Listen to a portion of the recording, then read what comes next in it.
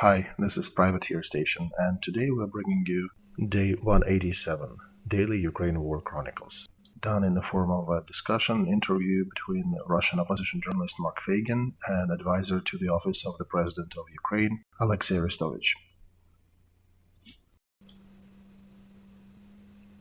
Good evening, friends. Glad to see you all on Feigin Live. It is Monday, 29th of August, 2 minutes past 10 in Kiev, and we're doing another stream, day 180. What date is today? Mother darling. 187, I think. 187, right. Too many numbers on my list. Okay. Glad to see you, Olexiy. You missed yesterday. See what's happening. Have you seen? Mark, I think the whole planet and its surroundings know that if we miss a stream, something happens. Don't rush, hang on. We have over 160, 170,000 watching us live.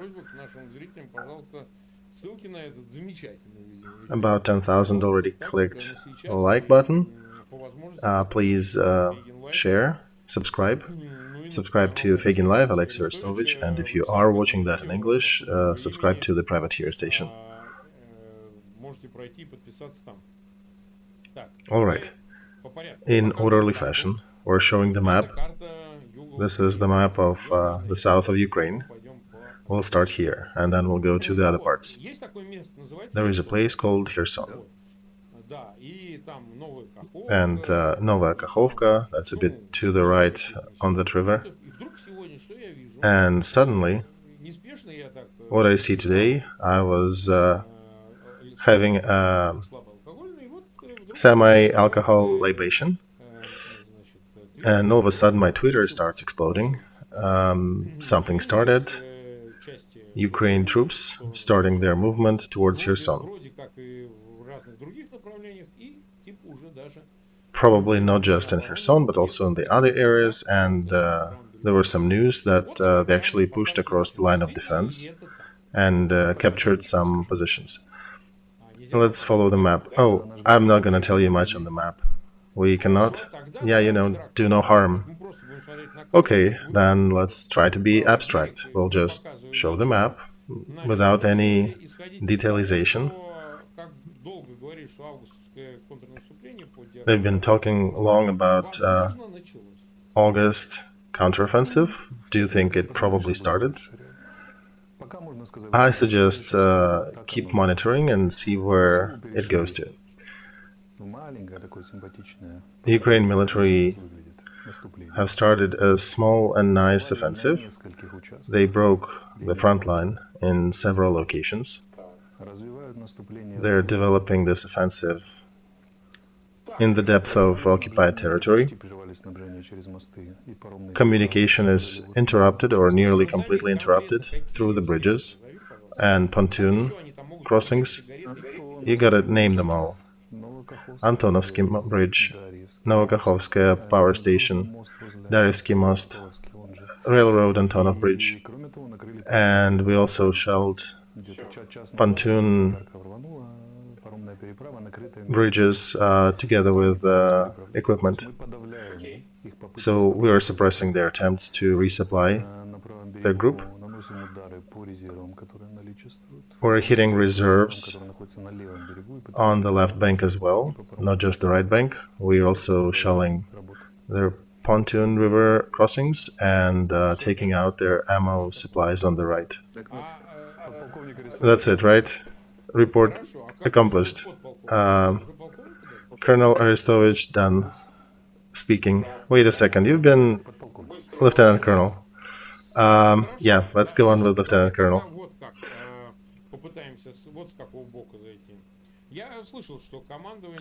Okay, let's try to look at it from the other angle. I understand command asked not to go in the details, but let's approach it from that side. So that Third Army Corps that Russian military formed, that was supposed to be moving towards Ukraine, does it mean that it can be transferred to the south? It is already on the territory of Ukraine. Where? I'm not gonna tell you. All right. With these counteroffensive activities, as you name, what we cannot name, can those 15,000 be thrown there? Well, they can try, but problem is they tore it apart for different fronts. And the problem they'll face is how to push 15,000 through that little bottleneck. That whole defense on that bank was very weak in regards to it's impossible to, or very difficult to hold about 20, 25, or even 30 battalion tactical groups on that bank across 3 basically bridges. Now that we've almost taken them out, their supply opportunity is down by 85% anyway. And today we destroyed 2 of whatever pontoon options they had there. There are probably 3 or 4 total, and half of them we took out. There are even a couple barges that they use, but in general, that is also disrupted. So,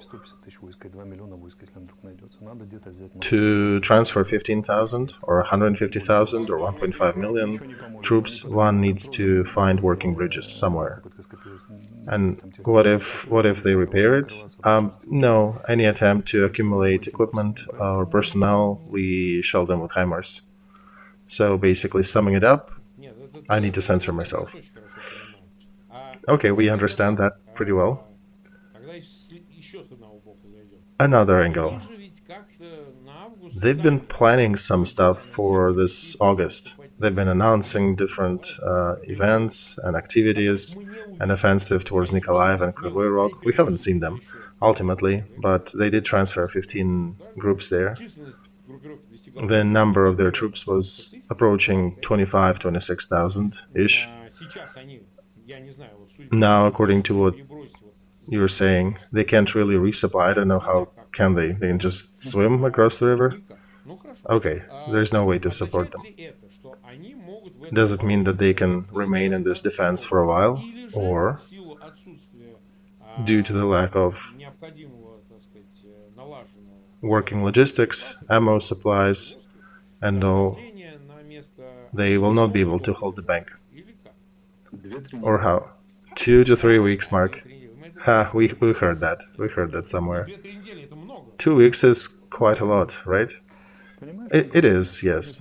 But regardless what they're doing, they already got a ticket, a one-way ticket. And that ticket crawled upon them silently, and they bought it without even noticing. It may be pushed further, could be 3, 4 weeks, or could be just 1. We don't know how it will unfold. But I can say that, in my mind, the events started, and with every day, they'll probably be more curious and interesting. Okay. Let me then ask you this. How this situation, does it give extra opportunity to do any offensive on the east, where there are battles and Russian group was trying to move to the left? Same, Bakhmut, Pesky, Avdiivka. These 2 war theaters are too disconnected. So, of course, there'll be some military action going there. They'll be trying to solve their local tasks. The Russian side will probably try to surround Bakhmut from north and south, and maybe push to Slavyansk and Kramatorsk. They've been doing it today as well, had no success and were kicked back. I don't think they'll have any military success, though. Remember, after they captured Lysychansk and Severodonetsk, I said that they will not be able to capture any serious regional center in Ukraine. Not like Bakhmut or Kramatorsk or anything. So this thing might continue. They'll be trying to capture the remaining part of Pesky, they'll be pushing stuff near Avdiivka, and their command will not be helping them on the east exactly, because they'll probably be draining their troops to the south. So you think they'll be relocating some of the troops? Of course, they do need to report something back to Putin and why they screwed up down south, so they'll probably be trying to reinforce it. So, okay, you're saying they cannot send anybody to the right bank because of bridges and the fire control that you have. Do you think they'll fortify the left bank? Because if they'll be kicked from the right, logic suggests that Ukraine military might get to the left bank as well. Oh, they will try, of course, but one needs to understand this is a very difficult direction to defend. Why? Can you elaborate more? Same things that worked for them when we tried to defend that area, when they were pushing in from Crimea. They'll work in reverse for them when we'll be attacking them. This is steppe. There are no roads there. Let's bring up the map. Melitopol, Berdyansk, and all. Sure, we can watch, but nothing changes. It's steppe. There are no roads, there are directions. One can surround or go behind the enemy by 500 different ways. There are no natural barriers where you can build defense line, and it's very difficult to defend positions in steppe. There are no positions, no places to hide also. There are no forests. So if the right bank will be liberated, shelling using HIMARS and other firepower, do you think you could execute control over Chaplinka, Melitopol, and that whole bottleneck coming from Crimea? I don't know, Chongar, Armyansk, those areas. The length of flight of the missiles we officially have is about 80 kilometers. Even if we take Melitopol, we cannot reach Crimean bottleneck. I think it's about 160 kilometers to that area. So I understand everybody wants success, but we're being careful. Look, our army is not so much stronger than Russian to just trample it. Although we did break the front line in a few hours. And if you look at the Russian army, any day after they withdrew from Kiev and Chernihiv and the northern front, not a single break through the front line they managed to do in a shorter time than 40 days, or 60, 80 was usual. And we did, in a day. So we can do some things, apparently. But it is too early to discuss the control of the bottleneck of Crimea. So I suggest not rush forward, but do it as in that anecdote. Slowly walk down the hill and own the whole herd. By the way, you asked about Chaplinka, that little airplane marker on the map at about 7 o'clock-ish. It was just hit. I just got a message that was hit. Several big explosions. Did you hit Crimea today as well? No, there were no strikes in Crimea today. But it doesn't mean that they'll not be happening. Melitopol is another big base, their southern resupply base. They already had 5 explosions today, and now there is another attack on it. So we are reaching out to get them. And it's understandable, the operation started, so one needs to proceed with the proper military science. But I suggest we do not rush. One needs to remain cold-blooded with the right attitude, as I said. Walk down the hill and get them all. It will not be like a shock and awe operation. It'll be a slow grinder, but very methodical. All right. Then the events happening. Do you think this is just all planned? You basically prepared and slowly unfolding them now? Or are there any political reasons that pushed for execution of these actions? I don't know. The West is expecting something, or... Well, the nearest political reason one could name to disrupt the referendum that they were going to do. Oh, you think that could be a reason? Well, under current circumstances, they cannot really do that. In Kherson region, currently, it's impossible to do one, and we'll see. President did mention that we need to cover most of tasks before winter comes, so it'll be more difficult to do that in winter, otherwise we give them time to resupply and reinforce. So it appears we are going forward and not giving them time for a breather. Okay, another one. another round of Rammstein is going to happen. Yeah, on the 8th. On the 8th of August? No, August, 8th of September. Well, look, can this in any manner influence the supplies of new weapons? Because the war theater is sort of pushing for that. For example, airplanes. I heard aviation was actively used. Aviation was very prominent today. It is not simple, right? Well, yeah, it's in steps. First anti-radar missile, then destroyed anti-air defense, and then aviation comes in and takes out the front. We're following the book. Remember, we also talked about American help, and Americans are making a separate command to manage resupply of Ukraine. It'll be run by a general. So if you understand, before that, we've been supplied for half a year, and there was no command, no special general dedicated to that, so we can suspect something will change.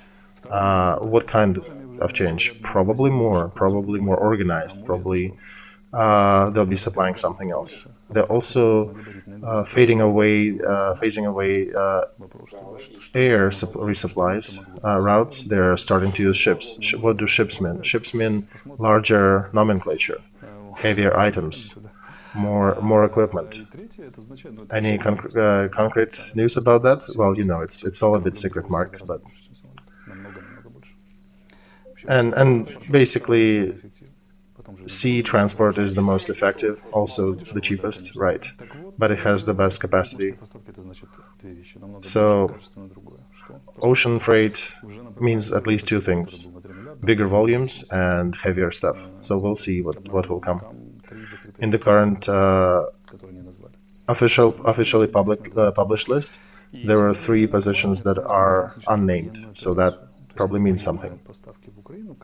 And the whole military setup now tells us that this is a military operation.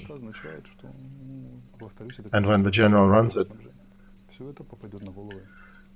it probably means a qualitative jump in our supplies, and all that will be falling on the Putin's military in the nearest time frame.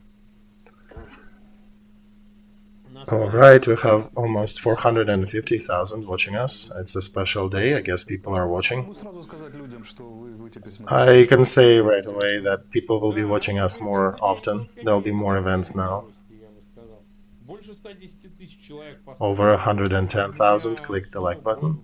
And I have an ask again, those who do that without subscription.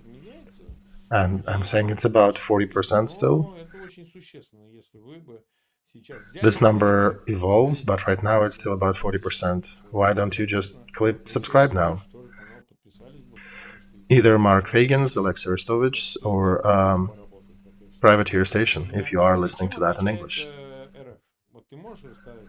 Now, any response shellings from the Russian side at you? Somebody is writing about Nikopol, Nikolaev. Kim, the governor of the administration, mentioned that.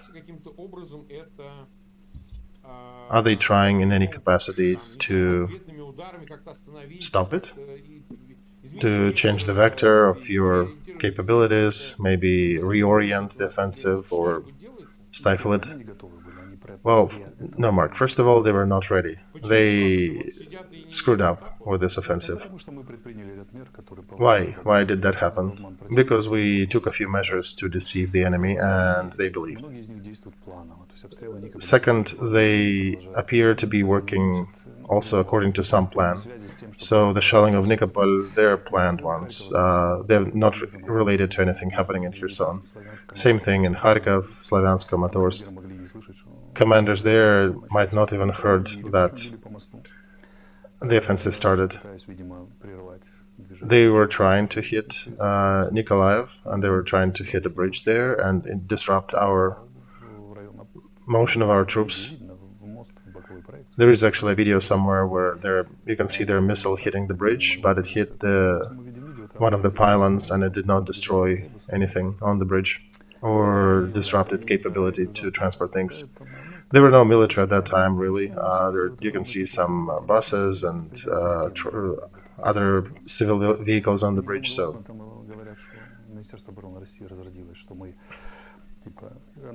Ministry of Defense of Russia are now doing information campaign. They're saying that Ukrainian offensive stopped. But this is information. They are not really reacting on the front yet. Their response on the front is very delayed, which is unforgivable in the current situation. They're slow by about 12 hours. Of course, they will have that systemic reaction, and it'll complicate our actions depending upon the quality of what they bring to the front, the talents of commanders on those locations, but, we'll also not be sitting and waiting for them to systemically react. So I think it'll be interesting. All right. Let's look at it from that angle. What critically important weaponry are necessary for the West to supply to help you guys? For example, those ATACMS, long-range MLRS shells, how important with the strategic possibility of this offensive? Mark, one needs to understand one thing. If there was absolutely critically important nomenclature that we don't have, we would not have started it. So we probably have critical. Important, we can start an offensive without some important articles, yes. But critically, we're supplied. If we had those ATACMS, we could have reached really deep, yes. As far as Krasny Luch, and for example, on Zaporozhye, we could have almost reached the Crimean bottleneck. So that is an important element that would have expanded our capabilities. Same with aviations, tanks, armored carriers. At the same time, we also need about 200, 150 millimeter artillery systems and a lot of shells. That's what we absolutely need, and that's what we're telling these kind of people. I was trolling American press this week. I was giving several big interviews, and I was saying, guys, the destiny of Europe is hanging on 100 or so pieces of equipment that you can give us, or you won't give us.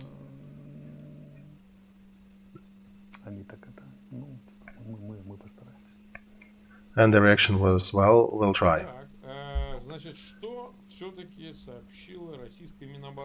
So what did Russian Ministry of Defense state? Let me read that, verbatim. Another attempt to conduct an offensive by Ukraine on the south has failed. Ukrainian troops attempted to attack us in Nikolaev and Kherson region, and then they're giving some numbers that they destroyed 26 Ukrainian tanks, 20 armored vehicles, two jets. Yeah, right. That reminds of an old movie. Two audio systems, 3 kebabs, right? That reminds of an old comedy. Remember, they claimed earlier we have no tanks in aviation. They claimed they destroyed it completely. So, where did that come from? Yeah, right. Their reaction was a bit slower. They did not react immediately. So I suspect with a bit of delay, they'll connect some of their propagandists to the media who'll be claiming that it's all fake, there was no offensive. Just like Aksionov, one of their talking heads, started today, that it's all fake. So Minister of Defense went on the fake pathway. This, on the one hand, is very standard behavior for them. On the other, it is a risky proposition because, fake, but tomorrow Ukraine may push across, and how do you hide that? They don't think in strategic terms, Mark. They are thinking they need to report something upstairs. So let's report, and then we'll take some measures. This is a very systematic problem in the Soviet, in the worst meaning of that word, system, because the usual strategy is to report upstairs that everything is already fixed when something happens, and then try to band-aid it. So if they manage to fix it, nothing happened, right? They don't remember, nothing, that means it didn't happen. But I don't think that exactly will work for them this time, and what they will continue talking about, that's interesting. And if Putin will have any memory, any recollection of recent reports, he could ask them, what did you tell me 3 days ago? Did you lie? So their probably fallback would be, oh, all the NATO aviation joined, or they brought Death Star or 2 Death Stars, and there was nothing we could do.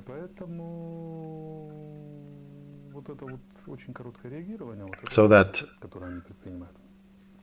symptomatic reaction, the short-term reaction, shows how discombobulated they are. They don't know what to do with that.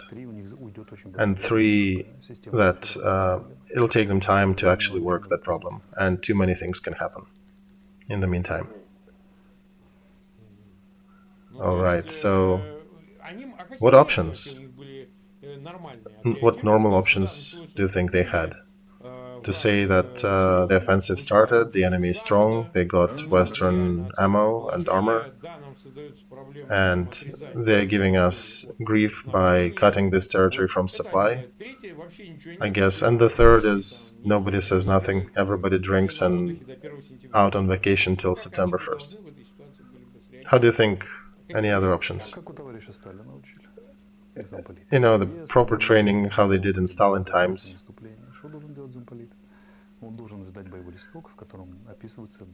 When the army is preparing for offensive, what does the party support leader in the army need to do?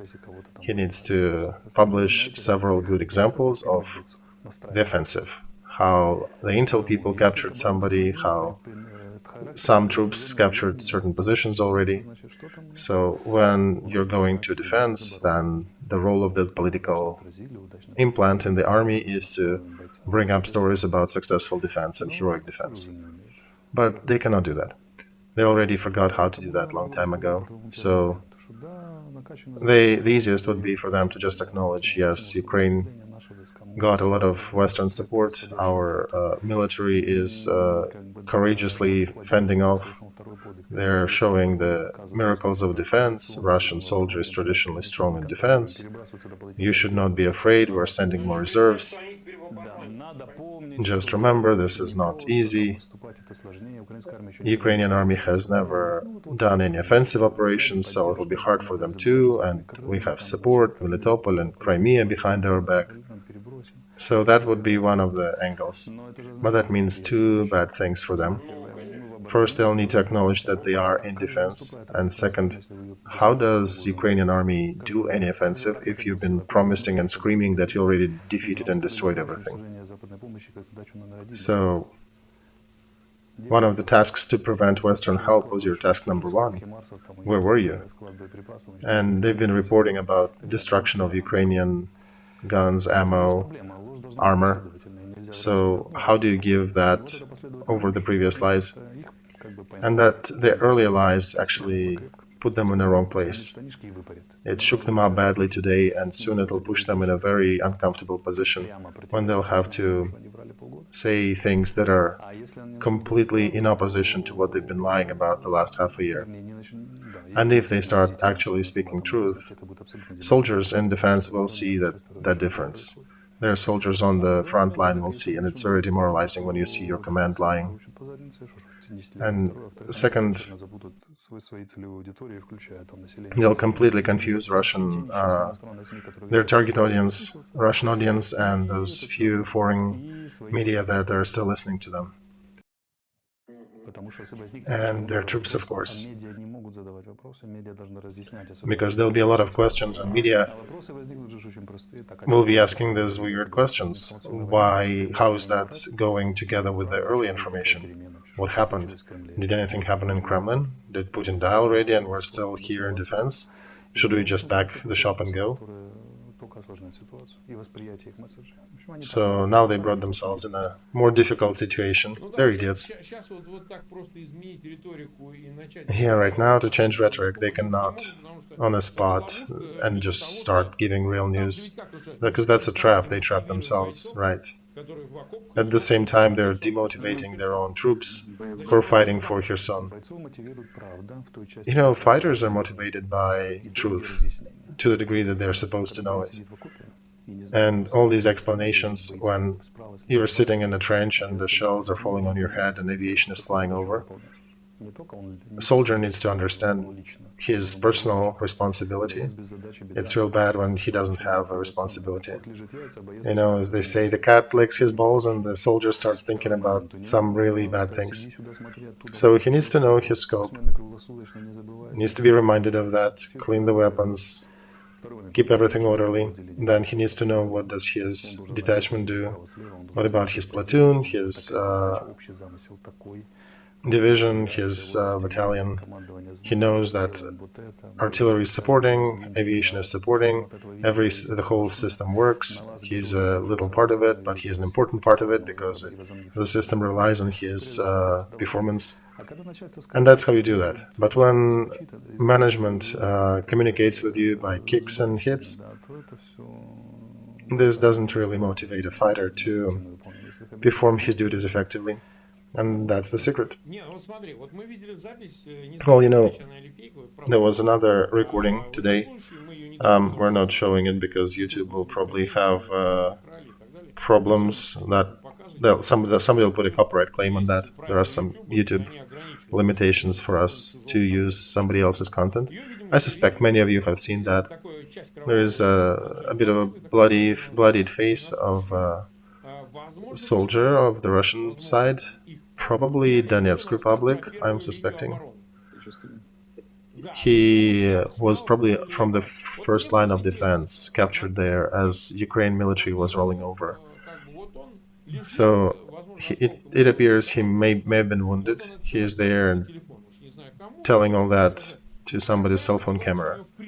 What motivation can he have to protect Kherson from the offensive of troops of the country that Kherson actually belongs to? So this is somewhat a psychological aspect, because you always refer to psychology. What is psychology how is he motivated to defend Kherson? That could have worked in only one way, maybe. If Russia is so strong that it'll soon capture everything. But here it's the other way around. It's Ukraine, it's Ukrainian tanks, Ukrainian infantry. It is very difficult to believe that there is strong Russia somewhere.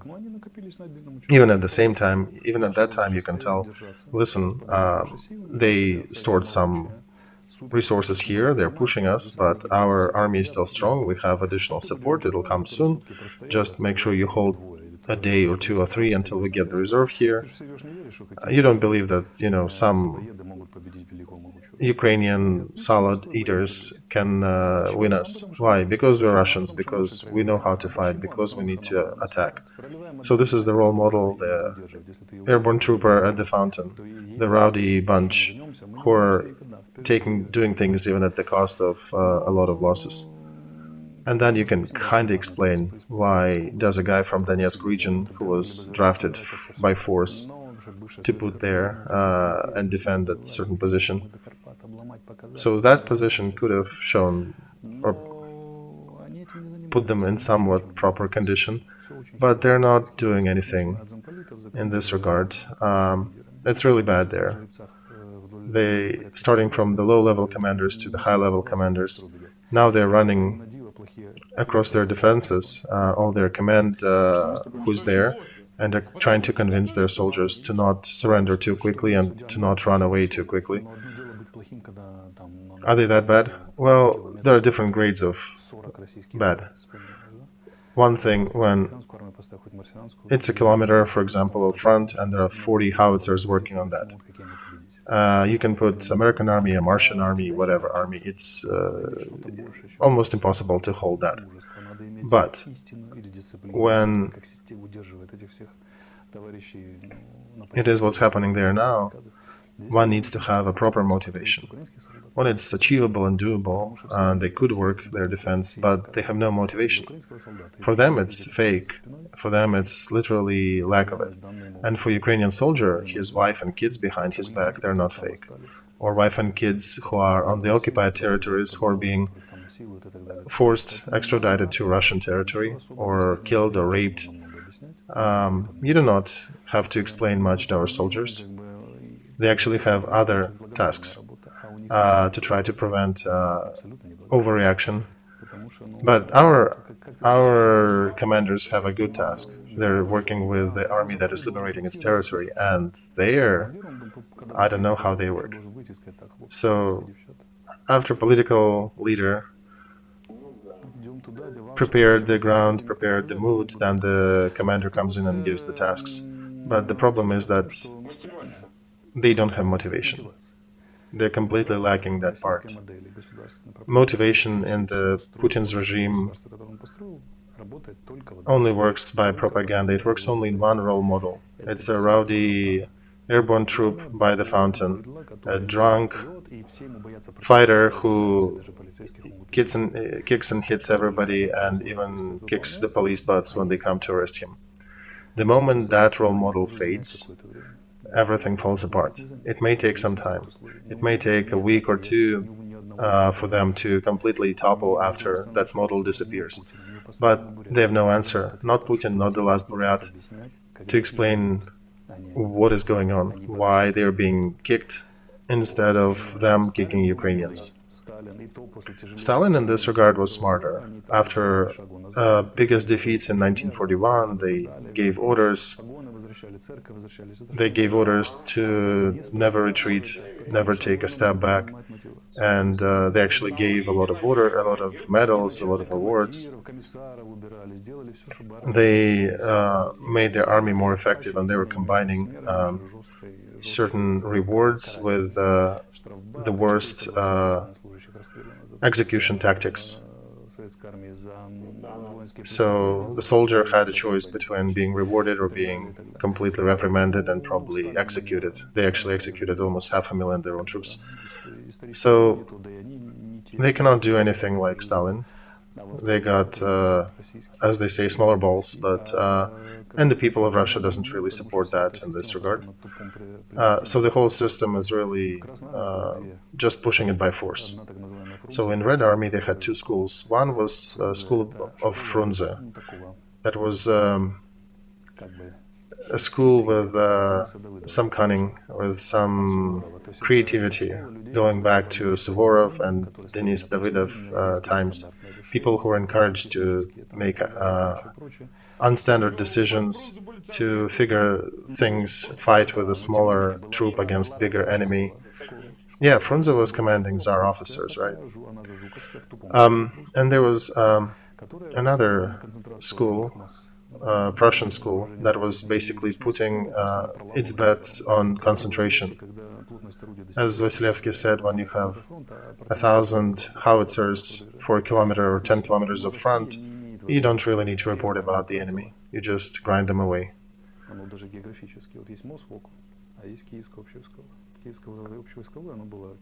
But the problem is that Moscow training was more of a Zhukov or that old concentration school, and Frunze school was mostly in Kiev. So that kind of tells you about the disposition. The problem is right now on their Soviet side or Russian side, they cannot really replicate the Soviet methods because they have never had concentration. Do you know they failed recently to get the Third Corps fully staffed? They initially had a plan to get 4, and they could manage just 1, and even that was not fully staffed. From April to today, they cannot follow Stalin's numbers. They don't have supplies, they don't have organizational characters, not even by methods of repression. And they've never had Frunze for a long time already. What can you even say here when in August in Kherson their troops are fighting in winter clothes? The army of the country, who is a military superpower, as they claim themselves to be, they couldn't even make proper boots for their soldiers. They were taking boots from our dead soldiers.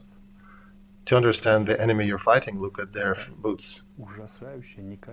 Putin's army boots has very low quality, very awful boots. And that pushes them to even take the boots of the dead soldiers of Ukrainian army.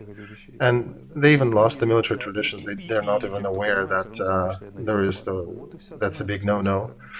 But I guess even if they are aware, their boots are so bad that they had to go for it option. So that DNR fighter who was on that video, he'll probably be a symbol of Putin's army and Putin's defeat in that war.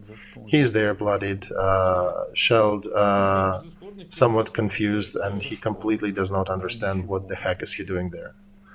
For what? What is he dying for? So our strategy, in its particularity, also considers that psychological effect,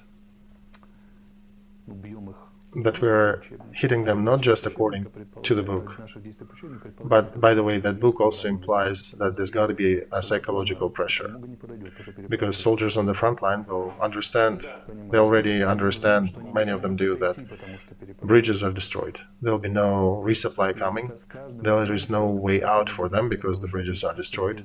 So every day will increase that temperature of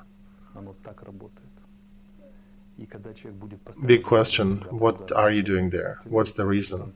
It just will appear to them senseless. They will not find the proper answers. Why are they dying here for? What are they dying here for? And it's kind of silly to expect some genetic memory of a Russian soldier to awaken suddenly. Thing is, you need to treat soldiers properly to let them have that feature awaken. And near Kherson, there is nothing for them to defend properly. So Russians will still have to understand that their weapons are shit, their commanders are shit, their tactics are shit.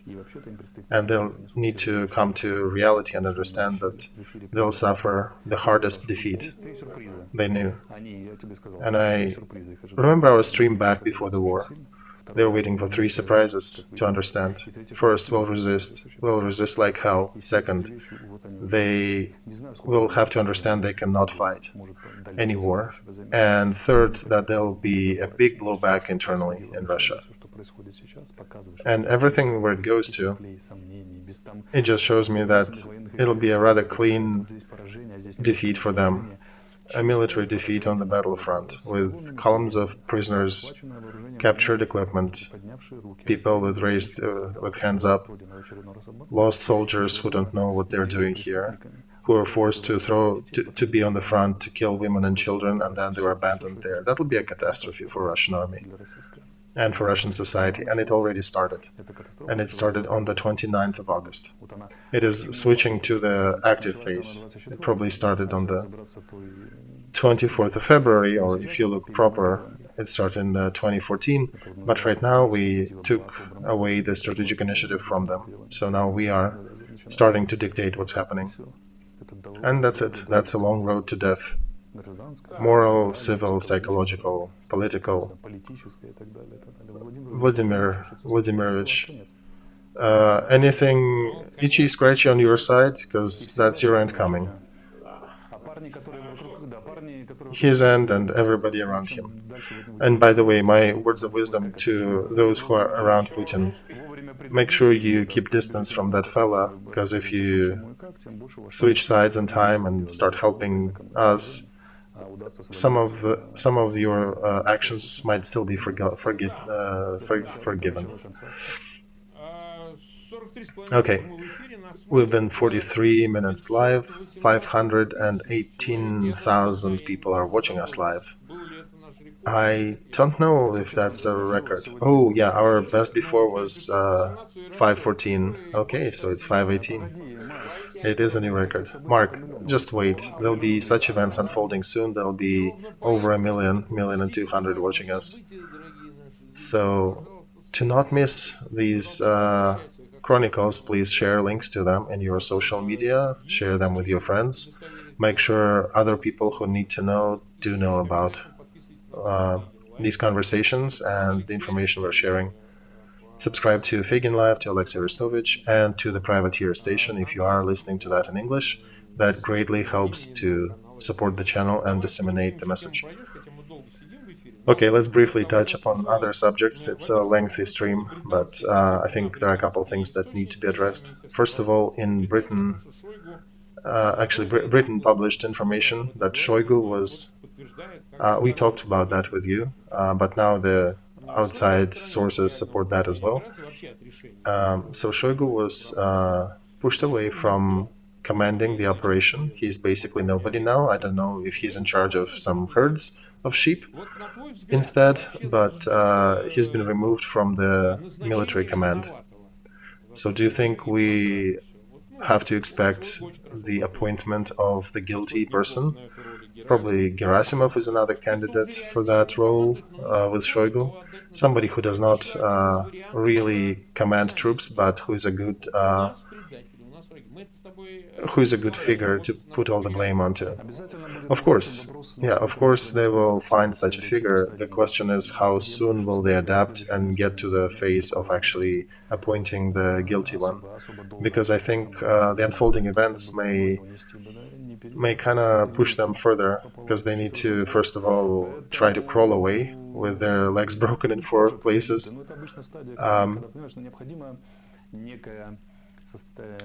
You sort of need a distance of calmness to come to proper conclusions and figure out the proper strategy how to do that. I don't think they'll be given such a distance and such time. So they'll have to improvise. Okay, another one. Kovalyov is killed, the guy who was collaborating with Russian occupational forces and who was in charge of agricultural questions on the occupied territories, basically smuggling and stealing Ukrainian grain. He probably was a sleeping agent or something, because he very rapidly changed sides at the very beginning of this conflict. So I suspect he was, like Strumaus and the others, part of those who were ready or getting ready to jump ship. But yeah, so according to news, he was shot. His wife was died from stab wounds. So what do you think is going to be happening in Kherson? Oh, all Khersonian collaborants, their life is very sad now. I don't see any life perspective for them. What do you think they need to do? I think their best strategy is to start jumping ship back and going to our side and start telling us and giving us more data and helping Ukrainian troops. Have you had any of those? The ones who came there and then came back and said, hey, we're ready to work with you. Did you have any of those? Yeah, somebody like, oh, I was a very deep agent. So me playing for them, helping Russians was just part of my cover, but I'm actually Ukrainian, right? We'll see. I haven't heard yet. So another topic before we leave, that's about Zaporozhye power plant. So International Nuclear Commission already is on the move. Yeah, I think they're already in Kiev. Oh, that's cool. So how do they go to the plant? Do they take a boat? Did Moscow agree that they'll come from the territory of Ukraine? Basically acknowledging that Zaporozhye power plant is a territory of Ukraine. That's part of the argument. Frankly, I don't have that information, Mark. I don't know if that will be a real adventure to follow, but they probably got some guarantees. Otherwise, why would they have come to Kiev? To do some sightseeing? It's a beautiful city, right? But I don't know. I also don't know, Olexiy, what can they see in a nuclear plant? Same thing. Even if they get there, are they specialists who can tell where was the shelling, where did missiles come from? Or they can tell what military equipment Russians are storing inside? Or are they there to just say, thank you, heroic personnel of the power plant, that we are still managing the facility? I can only think maybe they're acting like a third party who got there and who said, indeed, there is a risk that this power plant may be blown up, and it could have posed a nuclear catastrophe for the whole Europe, because we cannot control where nuclear cloud migrates. So probably there is logic in that visit. We'll see, and they do need to bring to the world what they see on the power plant. It's probably important for that decision making. And one last thing, Poland continues to insist that tourist visas need to be suspended for Russians. Prime Minister of Poland made a statement in this regard. He said it's not time to use money of Russian tourists. We need to send a very strong signal to Russian citizens that all your actions are criminal, and those who support criminal actions in Ukraine are criminals themselves too, because if you support criminal, you are a criminal. So I'm trying to keep my ears open to see how it might unfold. There is a possibility that they might suspend giving long-term visas. They might just leave a brief 2-week visa option for them. Mark, I think they will not be able to avoid that topic, yes, because that reaction in Europe and heated argument over that they cannot avoid, despite the struggles, they will not be able to avoid that topic. And in some capacity, they will likely implement certain restrictions. They cannot just put it under the carpet. It was very well presented by the Scandinavian countries and the Baltic states, Eastern Europe. So restrictions will, in my opinion, happen. But again, they'll probably be gradual. Today, they'll start with one, then if Russia will not change its stance, they may escalate and do step 2, step 3, step 4. And graduality actually helps to try to stop or to put pressure on Russia, because if they start at full from the get-go, you basically have no other options to escalate after. For now, they can start with something and then continue escalating.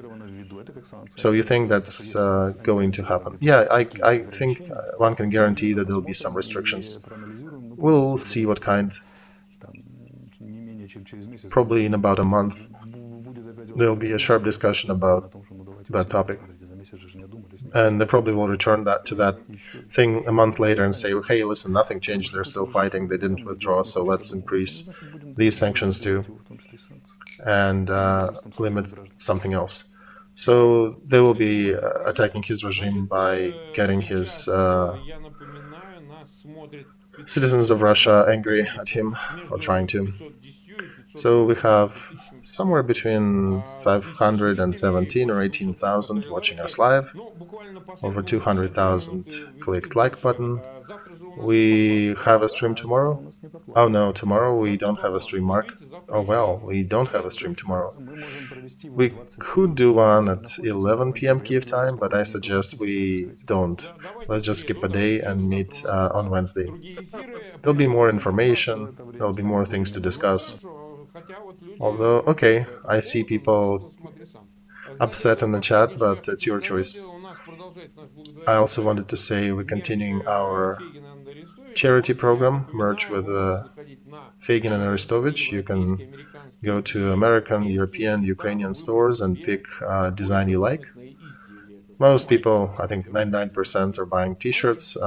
Some people are buying mugs and aprons. There are some totes with our mugs on that. And yeah, some of them have different slogans like fear nothing and such. Some HIMARS and Javelin pictures. Alright, all the money you spend will use to support victims of this war. People I see, they're chanting in the chat for 11 p.m. You know, Mark, I need to probably say a hard no for tomorrow, because I'm afraid I might not even make it on time, even at 11. Let's just leave that topic, Mark, so that people understand. Dear those 500,000 who are watching us and who will watch that recorded, I'm turning to you. Right now, offensives do not happen too fast. they're not shock and awe thingies. They unfold a bit more gradually. So by Wednesday, we'll have more interesting things to discuss. Don't worry, we'll have to miss one day, but I believe you'll survive. All right, it's okay. We'll continue on Wednesday. Thank you everybody for watching us.